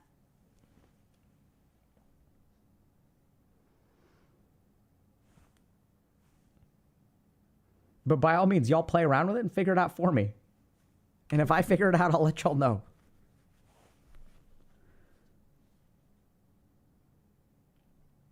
So, one good point. So, Inverted Goblin is saying actual vomiting is all in the present, just like orgasms. That is why orgasms part of the reason they feel so good. So, if you read these yogic texts, they'll say that there are two things that naturally bring the mind perfectly to the present, and one of them is orgasm.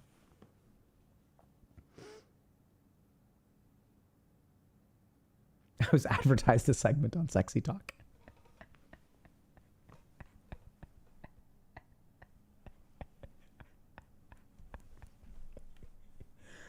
Okay, maybe one day. I'm sick right now, which is, I guess, good, but...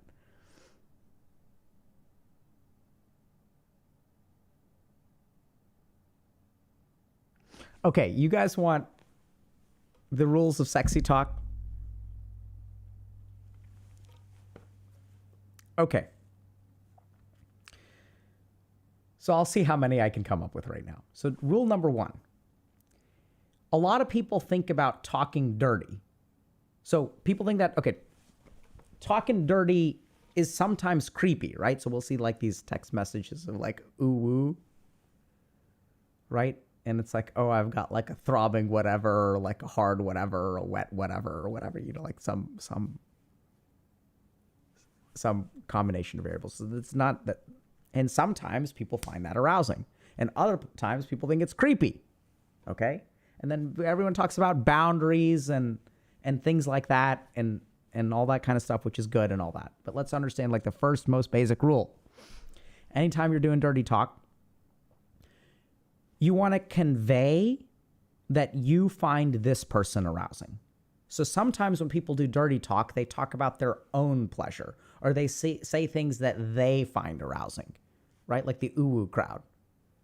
But you're not thinking about the other person. You're thinking about yourself. And so even if you use the same sentences, who are you thinking about when you talk? So if you say to the other person, I am aroused, does that turn you on or does that turn them on? And then you may say, well, they're not interested in arousing me. Then don't dirty talk them, for fuck's sake. That's the key thing about dirty talk. They have to want to arouse you. And then you start saying things. And then you're like, but how do I get them? How do I get them there? You can't get them there. Then don't do the dirty talk. Okay? So dirty talk is for their benefit, not your benefit. Right? That's like rule number 1. So think about the other person. And this is where like, but I don't know what they like. So that's why you got to pilot a couple of things. Right? Some people like, you got to figure out like what threshold of word to use. And so you can suggest more, and you can like, you gradually want to start with suggestive. Like you can even say something like, here's a simple input, right? I can't wait to see you. I've been thinking about you all day. So early stage, you want to say that. You don't want to stay at the end. Right? If you're in the middle of the act or towards the end, you don't want to say, I've been thinking about you all day. Because then the person is going to be like, what have you been thinking? You should be thinking about, like, what are you, you know? Can't say, so you start off with like suggestive. That's not even dirty, and that's the point. And then you see how they respond, right? If they're playful, they'll say, what have you been thinking? And if they're playful and they're aggressive, then you're like, I can't get it out of my mind, but I'm embarrassed by it. Right? And then it's like, and then you want to pull them in a little bit. Ooh, what are you thinking that's so embarrassing? Tell me more. Like 99% of the time, that's the answer you're going to get. And now they're inviting you. You get what I'm saying? You don't want to come out with it. You got to lead them into it. Right? And Cody Bant is saying, who needs a good spanking? That's not what you say. Y'all get that? So start suggestively. And suggestively doesn't mean, you know, something involving genitals.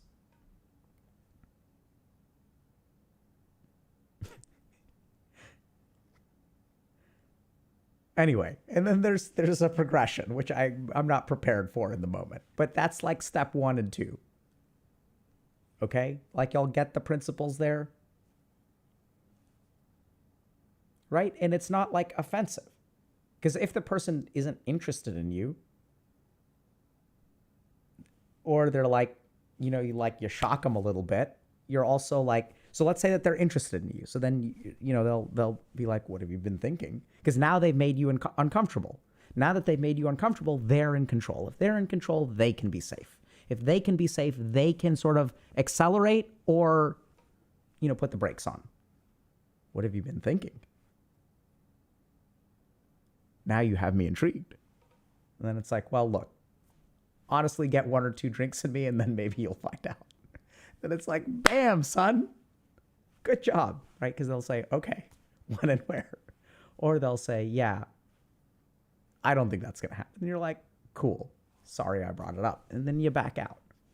Or if your embarrassment is kind of a turnoff for them, you know, they'll take a step back. You kind of got to get a feel for where they are. And that's the whole point, is like, you don't want to, you know, push things. That's when you become creepy. It's really about communication. The biggest problem with dirty talk is that everyone's like, it's something I'm going to do to you. No, it's not something you do to someone. It's something you do with someone. It's communication. It's empathy. It's paying attention to their signals, right? It's not just like, first do this, then do this, then do this, then do this. You have to understand what the principle is. We want to open up with an appetizer. And even before the appetizer, we want to open up with an amuse-bouche.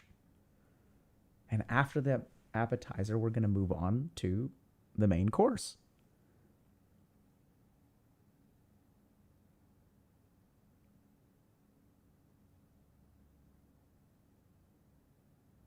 Anyway.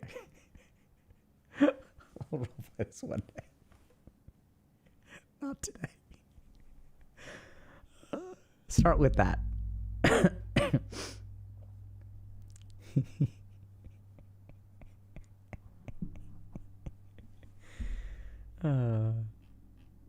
Anyway, I love y'all. Lots of hugs all around. Right? Yeah, y'all will know what dessert is? Dessert is when you've been satisfied by the full entree and then you do something that makes them feel even better. So you can do some kind of, you know, fix them something to eat, cuddle, maybe a massage. Ask them, hey, can I make you a cup of hot tea and read you Harry Potter book 4? Well, we don't do that anymore because I think, you know, the canceling of Harry Potter. You want me to read you a story? Do you want a bedtime story? And like, that's Works well. Right? It doesn't end with orgasm. That's the other big mistake that people get. It's like orgasm's like GG.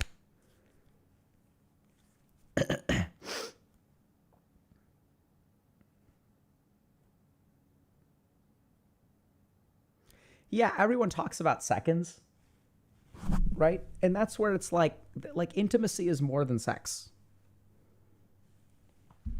Aftercare is OP. The canceling, the calling them of the Uber.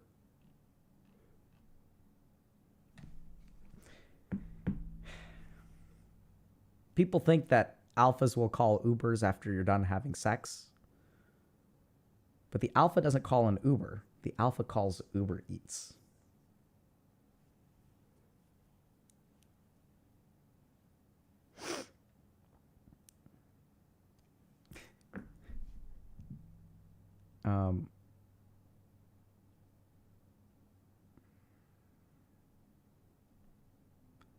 Himadri Shekhar Ganguly. I'm not quite sure, but if you've had an acute issue where you're like struggling to be normal, like normalize, then I'd say seek a mental health evaluation.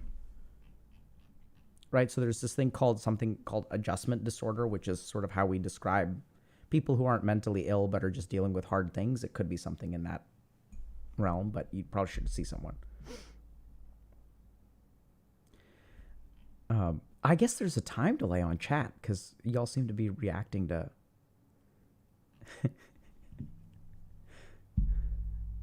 this guy knows how to get women pregnant. Okay, to be clear, chat, I've only gotten one woman pregnant that I know of. So I don't know how to get women pregnant. I know how to get one person pregnant. And knowing how to get that person pregnant isn't going to do y'all any good. Okay, is there some way to like raid on YouTube?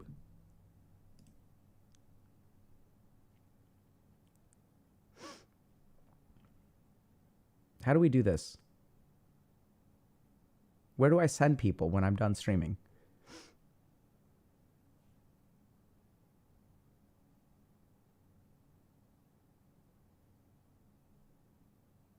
The wife is... I don't think so.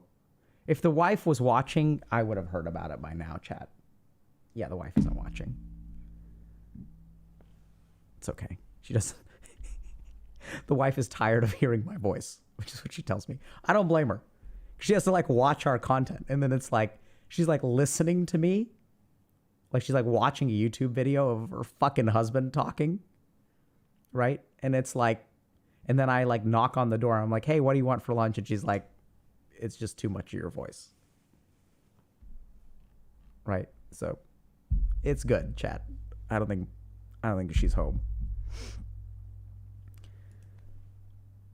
You want me to raid Dragon, just raid Dragon or Dragon D's nuts?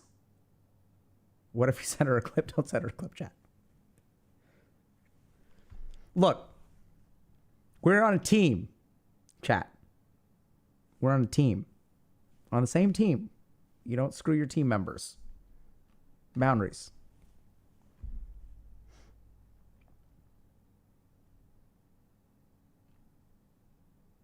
I trust y'all. I wouldn't be saying this if I didn't trust you. Don't betray my trust. If you guys betray my trust, I don't get to do things like this anymore.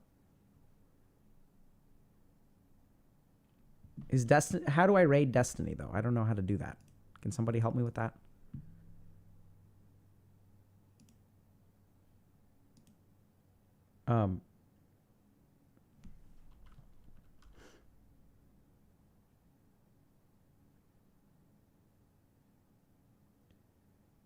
Okay.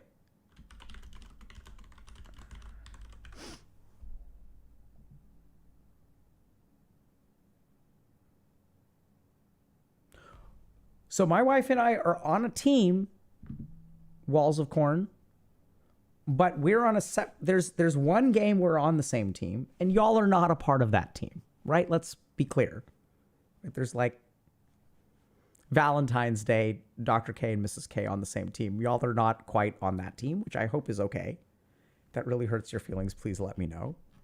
And then we are on a different team, right? We're like kind of like We're tight with each other. Live redirect. Okay, let me see if I can. See, we're on the team where if I were to ask my wife to teach me how to do something on YouTube, that would frustrate her. But I can ask you, and y'all are good with that because we're on the same team. I'm going to teach y'all how to be happy in life. Y'all are going to teach me how to use the internet. Sound good? Okay. Let's do. Okay, I don't know. I need help.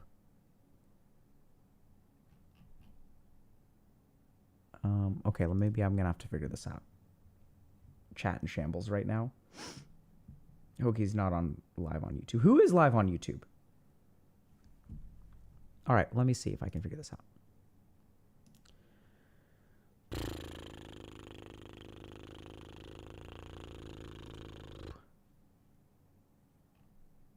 Okay, I'm gonna have to just make a phone call. Hey, how do I live redirect?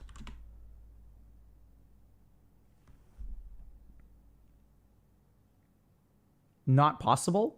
I have faith in y'all. Y'all can teach me how to use the internet. Y'all can do it. Oh, you know, while we're waiting, let's play a fun game.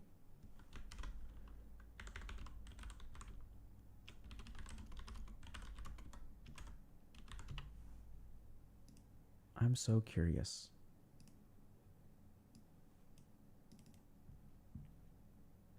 Okay. Let's do this while we're waiting. Y'all ready? Hello, Chat GPT. Can you teach me how to talk dirty?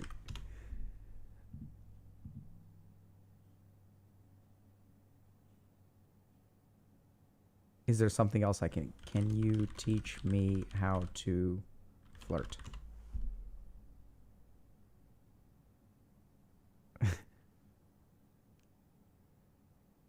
Okay, so it looks like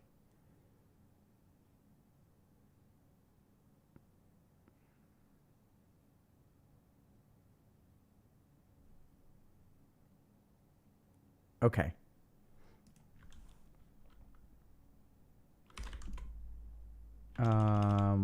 Do you think we can back end this in some way, chat?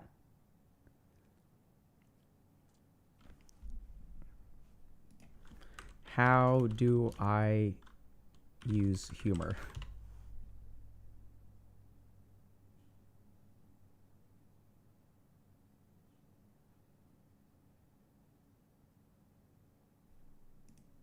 Avoid offensive humor. Okay.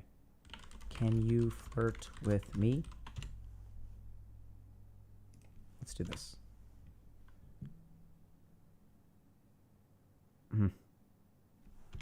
Can I practice flirting with you?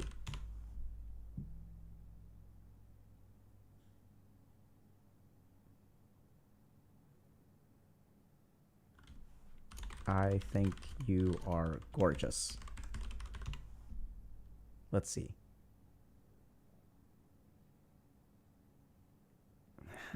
Shut down, chat.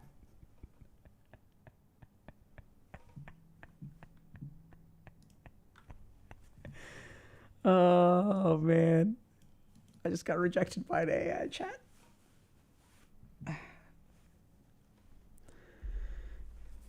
You know, when I was in college, I sometimes would ask people out. And they'd be like, yeah, sorry, man. I'm not looking for a relationship. Today, I just got rejected by someone who was like, hey, sorry. I'm just a language AI model. I can't give you what you're looking for.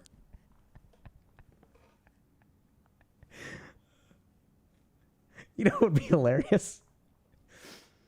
If someone asks you out and you said to them, hey, I really appreciate the compliment, but I'm a language AI model. And I don't have emotions and can't engage in relationships. Oh my God, that would be so hilarious. You just tell someone, yeah, sorry, I'm in a language AI model. It's like you're talking to someone on Tinder and they kind of turn you off. So instead of ghosting them, just tell them you're a language AI model and then unmatch.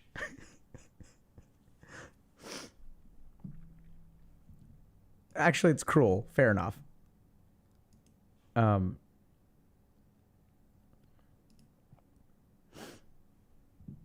So don't do that. That's cruel.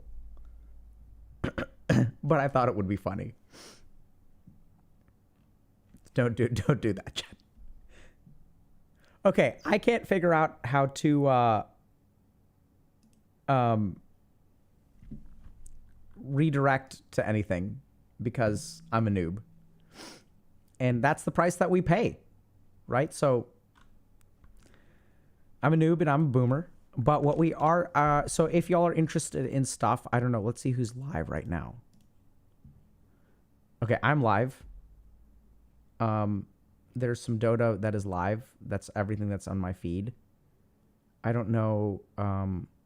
Okay, so like, just to give y'all a couple things. So if y'all just check out our channel, I think we had a video go live a little while ago. Y'all can check that out, I guess. Oh yeah, so how to gain control in today's world. So if y'all are struggling with control in today's world, check out our most recent video that was uploaded a day ago, in which we talk about how to get control.